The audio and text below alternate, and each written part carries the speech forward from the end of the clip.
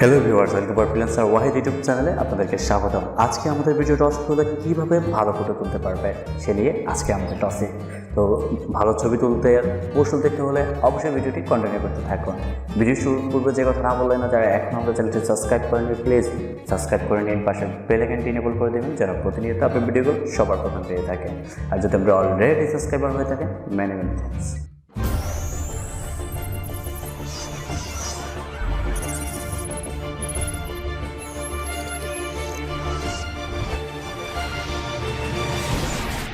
Welcome back.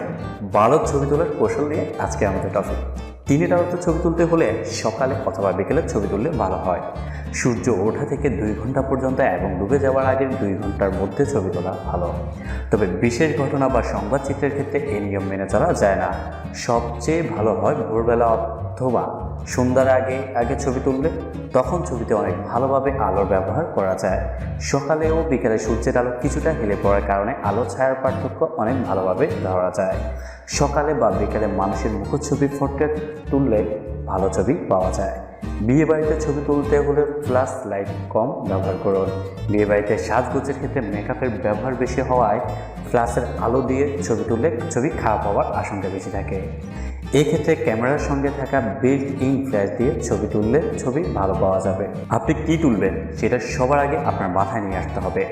প্রথমেই ছবি তোলার বিষয়বস্তু ঠিক করতে হবে।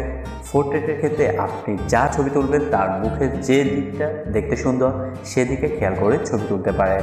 কোনো শিশুর ছবি তুলতে হলে তার আকারের উচ্চতার কথা চিন্তা করে ছবি তুলবেন।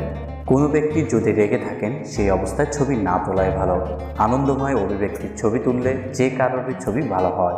কোনো অনুষ্ঠানের ছবি তুলতে হলে বাড়িতে কারোর নাচার ছবি, তার বিভিন্ন অঙ্গভঙ্গির ছবি তোলার চেষ্টা করতে হবে, তাহলে কোনো একটি ভালো ছবি পেয়ে যাবেন।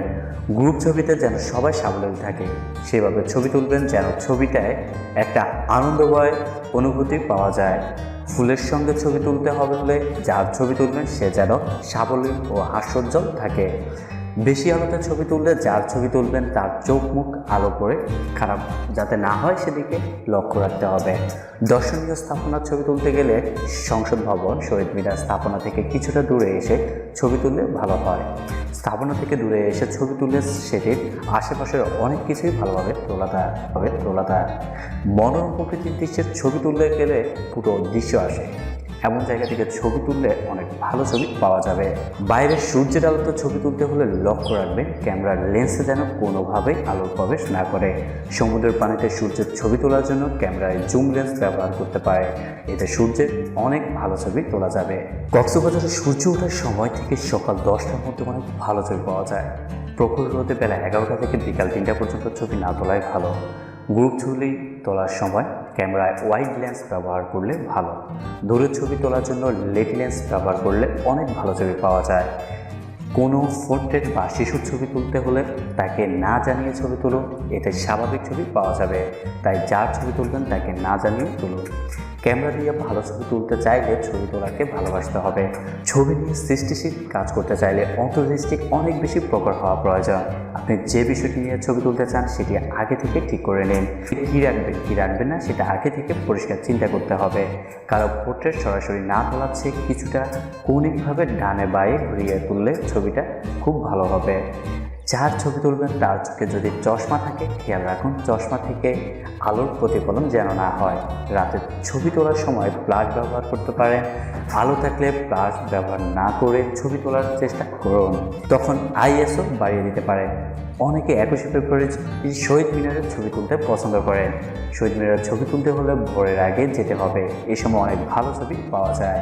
আলোকসজ্জার ছবি তুলতে চাইলে একেবারে অন্ধকারে না গিয়ে আকাশের আলো বা অন্য আলোর সঙ্গে তুললে ভালো ছবি পাওয়া যায়।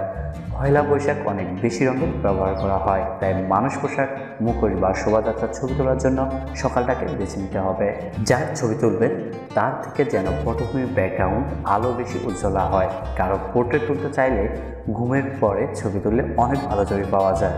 পোর্ট্রেট লক্ষ্য রাখতে হবে যার ছবি তুলবেন সে যেন কখনো মূর্তির মতো হয়ে না থাকে, তাকে সাবলীল রাখার চেষ্টা করুন।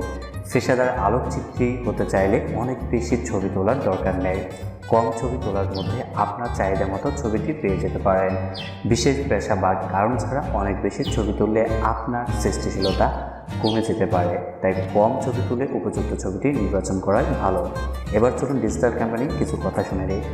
সাধারণত ডিজিটাল ক্যামেরা বা ডিসি ক্যামের ছবি বা ভিডিও ধারণ করা হয় ইলেকট্রনিক্স ইমেজ সেন্সর দিয়ে।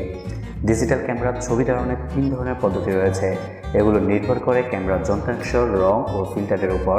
প্রথম পদ্ধতিকে বলে সিঙ্গেল শট। এটি নির্ভর করে কত সময় পর পর ক্যামেরার আলো ক্যামেরার লেন্স থেকে ক্যামেরার সেন্সরের উপর পড়ে। সিঙ্গেল শট একটি সিসিডি সার্জট ক্যাফল ডিভাইস ও ভায়ার ফিল্টার মোজাইক ব্যবস্থায় কাজ করে, অথবা 3টি আলাদা সেন্সর ব্যবহার করে কাজ করে। দ্বিতীয় পদ্ধতি হলো মাল্টি শট।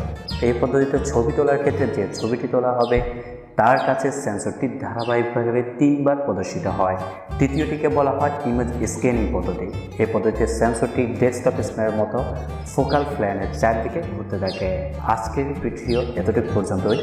যদি ভিডিওটি ভালো লাগে থাকে অবশ্যই লাইক, কমেন্ট, শেয়ার করে সবার মাঝে ছড়িয়ে দিন। আর প্রতিনিয়ত এমন ভিডিও পাওয়ার জন্য অবশ্যই চ্যানেলটি সাবস্ক্রাইব করতে ভুলবেন না।